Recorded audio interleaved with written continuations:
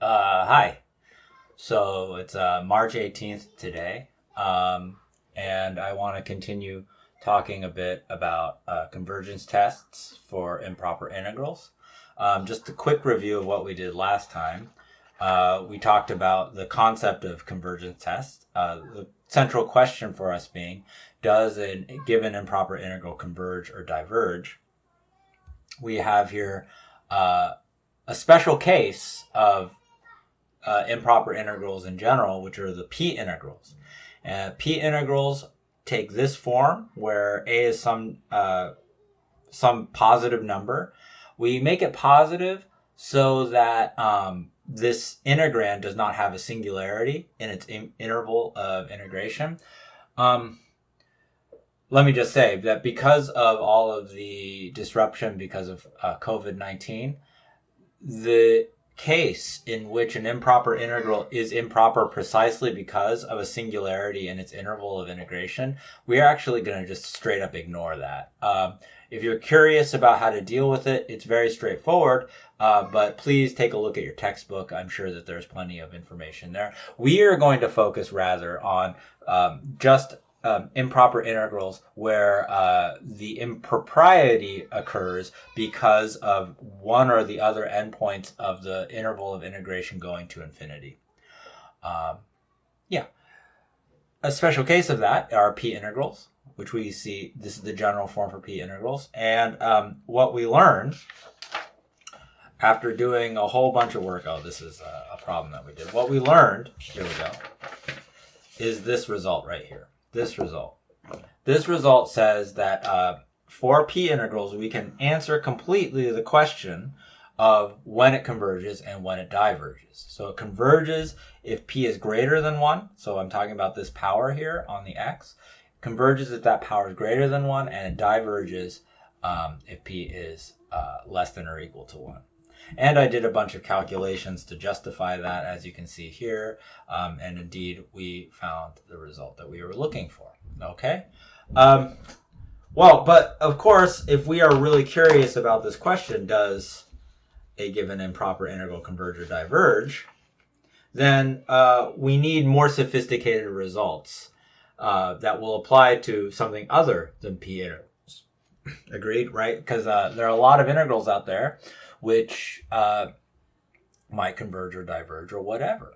Okay, so let me give you an example of a problem that we could actually kill like right now at this, just given the knowledge that we have.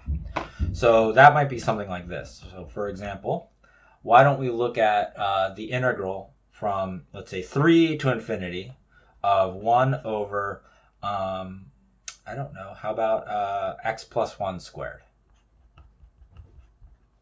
dx. The way that you should begin to feel about these things is the following. Is the fact that, so first of all, you should sort of see a resemblance between this improper integral and something like a p integral, right? There's some strong family resemblance between this improper integral and this integral here for p equal to 2. Right? They seem very similar, and indeed they are. In fact, we can make that similarity completely explicit, maybe that's the right word, if we do a substitution. So that's what we're going to do here. So so if we let, but let me back up. One way that we could kill this problem, of course, is to do partial fraction decomposition. No, actually, scratch that. No partial fraction decomposition, because that's not going to be productive here. What I'm trying to get at is one way that we could attack this problem is simply to integrate this guy. But I don't want to do that because I'm not interested in the value of this. I'm merely interested in the binary question of whether it converges or diverges. The binary question is one of two outcomes. And if we're only concerned with whether it converges or diverges, then what we are doing is so-called testing this integral for convergence. In fact, that would be the instructions that you would be given if you were asked to do this task. You would be asked, test this integral for convergence. Now, I do want to say that although your answer will be this, like the thing that you'll box will be either that it converges or diverges, you need to give a little bit more argumentation than that, just that. And the reason I say that is because, well, whether it converges, it either converges or diverges. So in some sense, you can just flip a coin and come up with the answer, right? You flip a coin, if it comes up converge, and 50% of the time you'll be correct with using that stupid method that even chipmunks could do. So we don't want that. What we want is a real argument, which will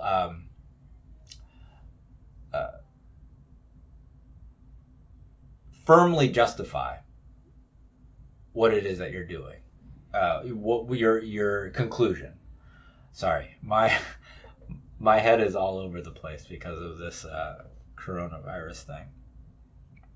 I'm just going to straight with you. It's been very difficult to work on for the last week, but you know, as we keep going, I think this will become more and more normal, and hopefully this will be more and more efficient at all of this stuff. All right. Anyway, yeah. So what we're gonna do for this problem to test this guy for convergence is just to see that this integral is in fact a p integral, perhaps in disguise. Very similar looking to a p integral, but not quite. So let's see how we can do that. Solution. Let's let u, of course, be equal to x plus 1. I know that all of you were thinking this. So that du is equal to dx. So that this integral here, the given integral, becomes what? It becomes, well, first of all, we should think of this thing as being a limit. This is the limit as b goes to infinity of the integral from 3 to b of 1 over x plus 1 squared dx. So there, I haven't used the substitution at all, but now I'm going to, because this is the limit as b goes to infinity of the integral. Now, the integrand becomes 1 over u squared. Dx becomes du. Cool. But when we do a substitution on a definite integral, we have to adjust the bounds. So if we adjust the bounds here, well, what do we do again? We take our old bounds, which are x bounds, and we shove them into our expression, which connects u and x together, which is this guy right here. This is like a Rosetta Stone for translating from the language of x to the language of u, if you know what I mean by that. So if x is 3, then u is 4, and if x is b, then u is b plus 1. So we get this expression here. Now, acknowledge to me, please, that as b goes to infinity, b plus 1 is also going to infinity, right? That's very obvious. And so what we can do is just rewrite this as an integral, as an improper integral from 4 to infinity of 1 over u squared du. And once we have it in this form, well, this is a p integral. And what's the value of p? P is 2. And because p is 2, let me just go back to our result. Because p is 2, we know that that this p integral is convergent. We're on the top line here. And that's because 2 is greater than 1, and 2 is not less than or equal to 1. Yeah? So this implies that the given integral is convergent.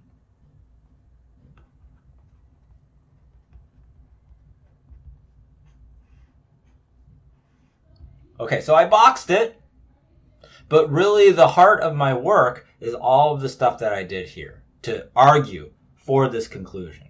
So in particular, let me give you this warning. If I give you a quiz or something like that, and you are asked to test something for convergence, and all you do is give me a one-word convergent or divergent with a box around it, I might give you a little something, some peanuts, if you got it correct.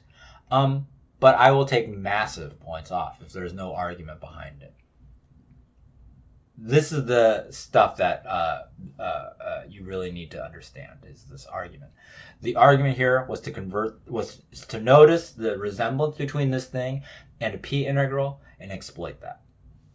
Okay, great. So that was a relatively easy problem. But when we have more difficult integrals in front of us, it might be very challenging to determine convergence or divergence, or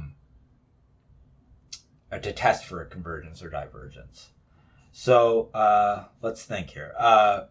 Here's an example of a pretty crazy looking integral.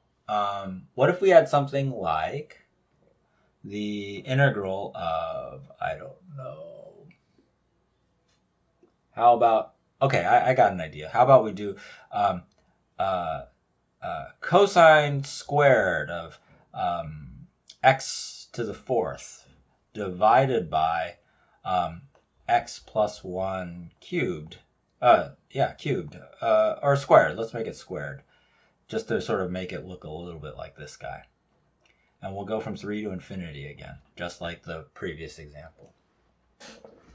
All right, so let's look at this integral here.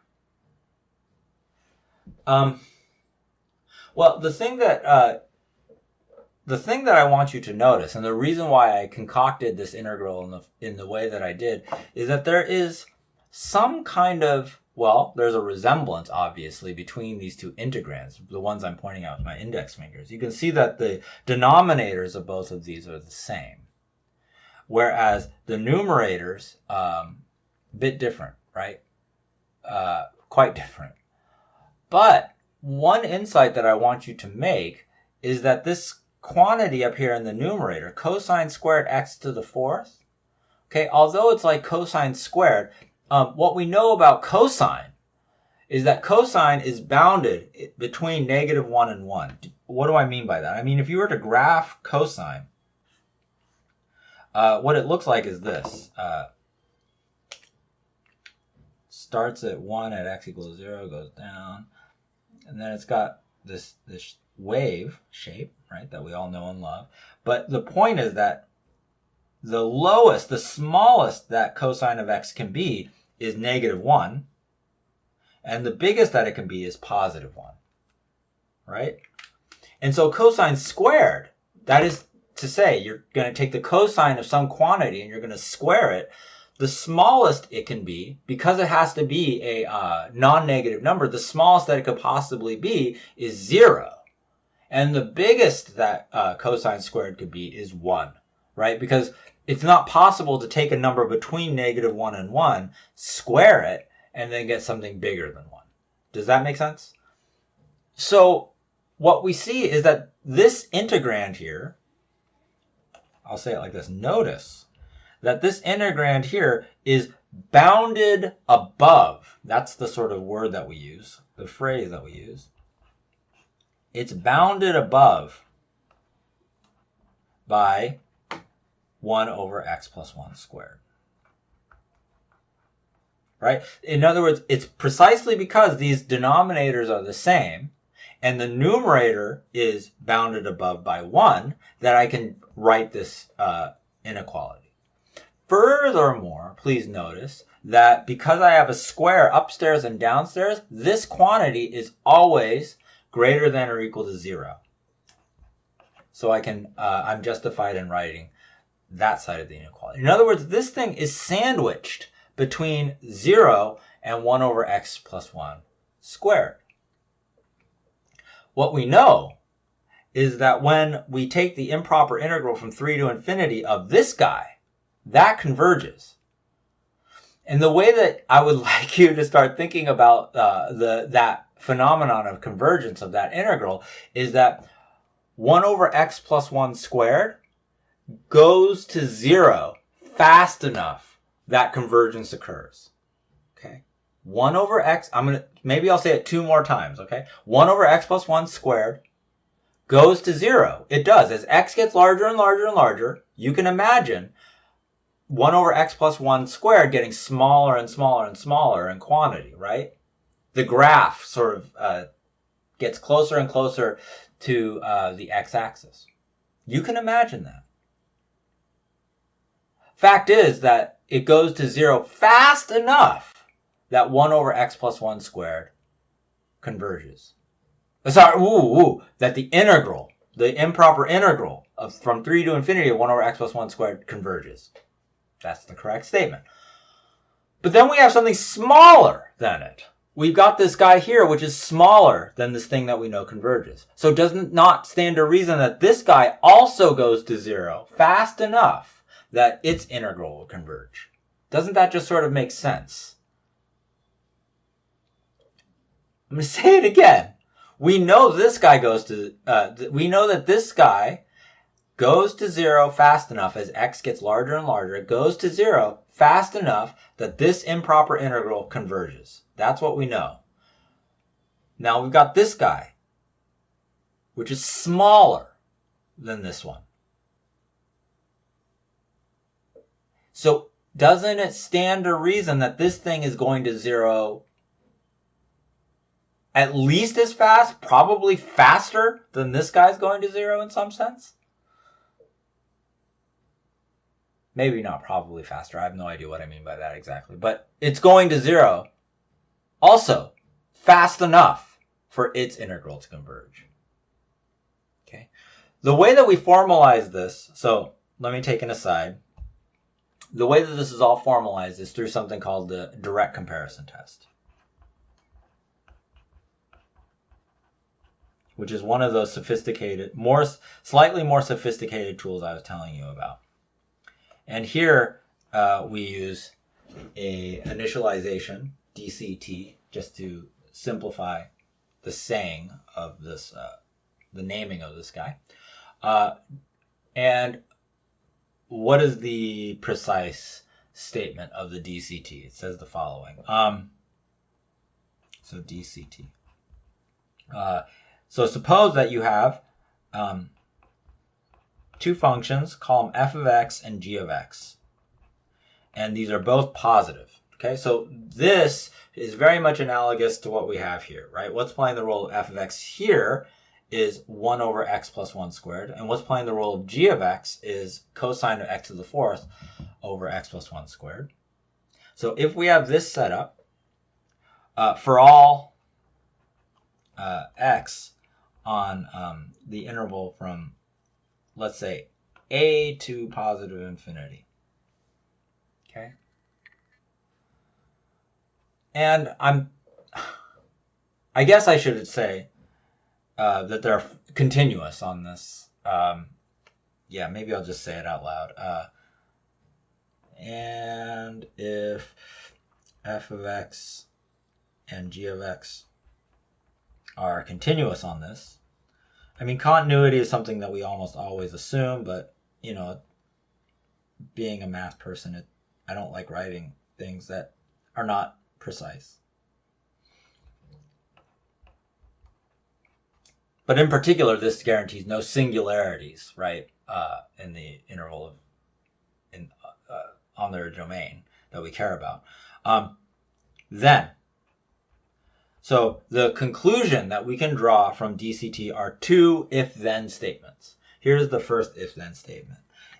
So the way that I want to think about these is I kind of think of g of x here as being like smaller, as being like the little brother of the family, or the little sister. This is the littler guy, and this is the bigger. So we have little and big. I don't know what I'm doing. Bigger and little. I'm not sure. Whatever. We have bigger and little. And the idea is that if the bigger guy, that is known to converge, the integral of the bigger guy, then the smaller guy also converges. Maybe smaller, bigger and smaller. Of course, those, I'm a moron. So smaller. I like that better, smaller. Okay. What am I saying? I'm saying that if the integral from a to infinity of f of x dx converges, then the integral from a to infinity of g of x dx converges. And the second statement, so this is saying if bigger guy converges, then smaller guy converges. Yeah? And if smaller guy diverges. So if it blows up,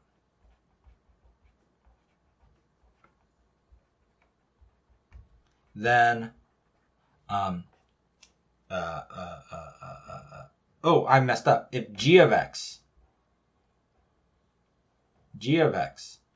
diverges, okay? G of x diverges.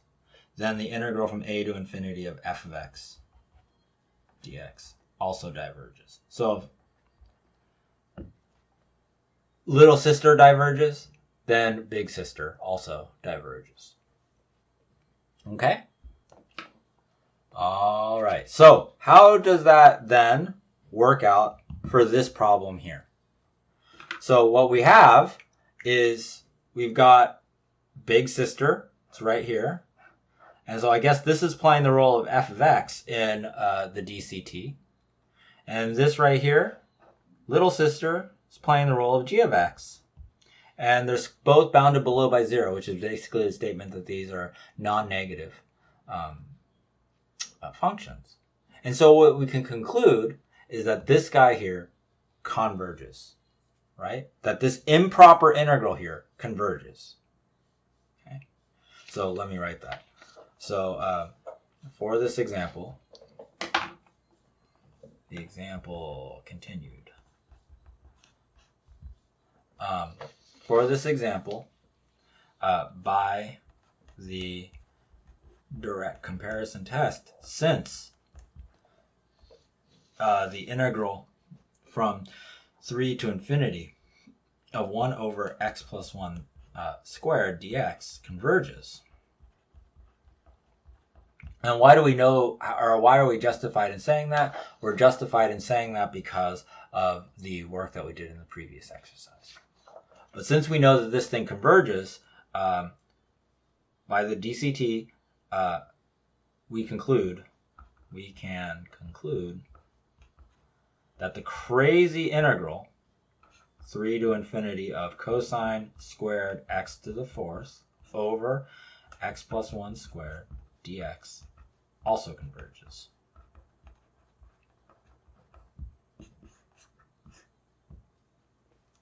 Does that make sense? I think it does. Right? This integrand here is going to 0. And it's going to 0 fast enough that this integral converges. But because this thing is smaller, is the little sister, this guy is also going to 0 fast enough. If not faster than this one is, because it's smaller. And so, of course, this integral also converges. All right. Hopefully that makes sense. Well, let's take a quick look at another example. And then we'll call it a video after that, I think. And maybe I'll just say some words. Well, maybe I'll actually put out a companion video, just so that people don't want to wait. If people don't want to waste their time, yeah, that's better. Let's take a look at, for example, I had something, an example I thought of written up somewhere.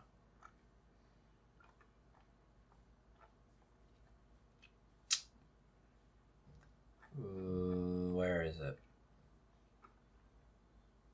Good, yeah, so this one here. So let's look at the integral from, let's say, 5 to infinity of 1 over, how about 2x minus 3 dx.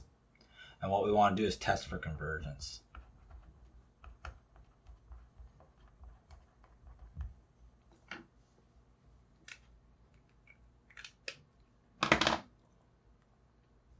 Well, the thing that I want you to start being able to do before too long is to be able to look at an integral like this. The skill that you want to develop is to be able to look at an integral like this and say to yourself something like, I sort of understand the way in which this guy here goes to 0. it sort of goes to 0. So the way that you want to think about it, I mean, we're going to be talking a lot, saying these sorts of thoughts to ourselves out loud a lot in the future. So if this feels weird right now, just wait a little bit. What we're going to say is that this sort of feels like 1 over x. Or maybe if we want to be more precise, just because 1 over 2x. It sort of feels like 1 over 2x. Why do I say that? Well, the reason I say that is because, and sometimes I get mixed up as to whether or not I've said things out loud previously in a course like this, but it's just a fact. If you're trying to understand what happens to a polynomial expression, as x gets very, very large, if the polynomial expression depends on x, and you imagine x getting very, very large, and you want to understand the so-called asymptotics of the growth in the value of those polynomials, then I'm not supposed to touch my face. What you do is you look at the highest order term in the polynomial. The highest order term in this polynomial, 2x minus 3, is 2x.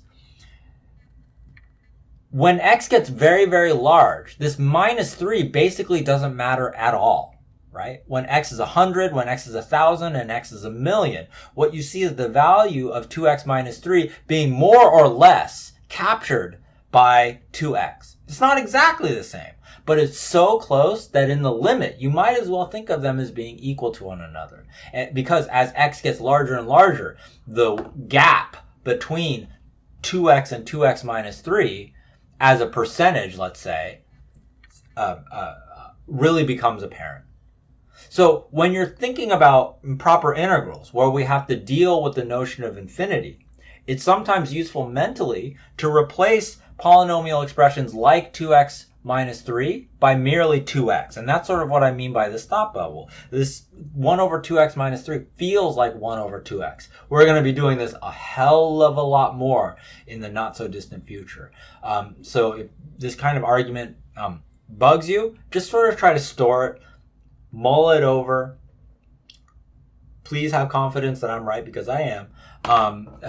And we'll see it again for sure. But in any case, this thing feels like 1 over 2x, which sort of leads me to believe, by the p-test, we sort of feel like this thing will diverge. Okay? And being able to come up with these guesses as to whether or not an integral converges or diverges by looking at it is very valuable. Because let's go back to the direct comparison test statement. If we want to justify that this integral here diverges because we believe it diverges, but we want to do it using the direct comparison test for some reason, like maybe we're told you must use the direct comparison test or something like that. If that's the situation we find ourselves in, then we see that what we've got to do. What we've got to do is figure out, we want to conclude that this guy here diverges, right? So in other words, this 1 over 2x minus 3 should be the f of x in the second statement of the direct comparison test. Because we want to conclude, because we believe that it's so, we want to conclude that this integral here diverges. So we're going to use this second statement here. But what that means is we have to come up with a g of x. We have to come up with a smaller guy, a smaller thing which we know diverges by some previously obtained result. Is that clear? I think we can come up with such a smaller guy, right? Because, okay, so we're going to define this to be our f of x. This is our f of x. Can we think of something, again, smaller than this, for which we know that the integral diverges? I can't tell if I'm making sense or not, so let me just say it again. We believe this diverges. because this integrand here feels like 1 over 2x. And by the p-test, the integral from 5 to infinity of 1 over 2x diverges. So we believe that this thing diverges. Of course, that's not knockdown, drag-out proof. You know, it's just a feeling that we have. And what is that guy says, that prick? Facts don't care about your feelings. I mean, it's really true. It's really true.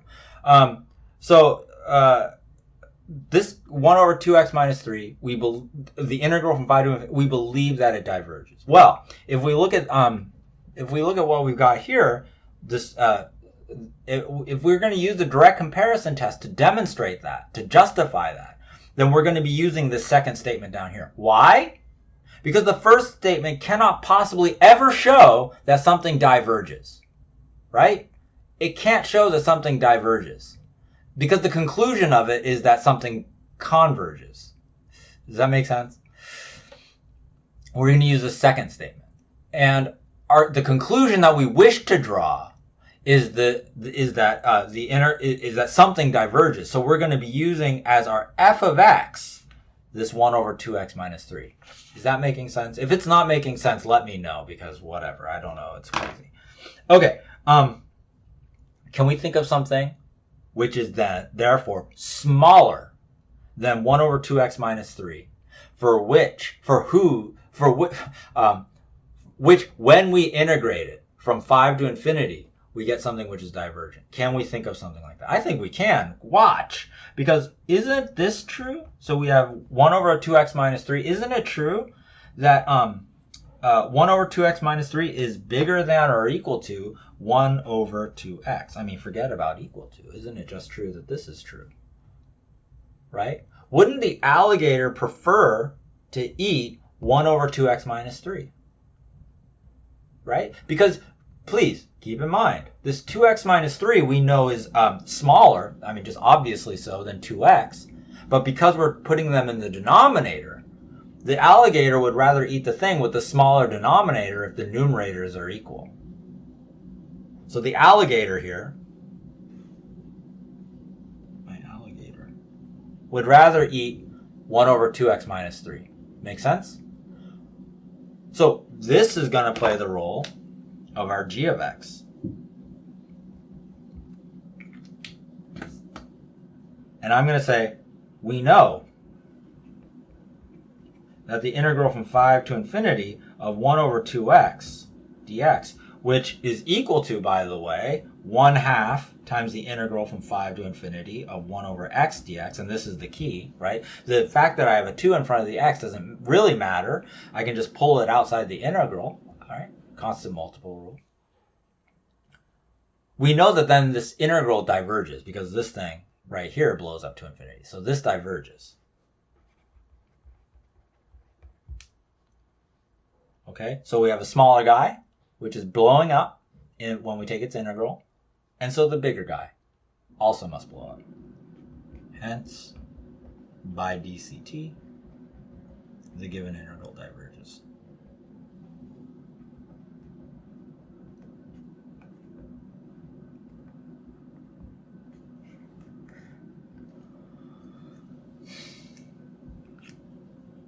We clear on that?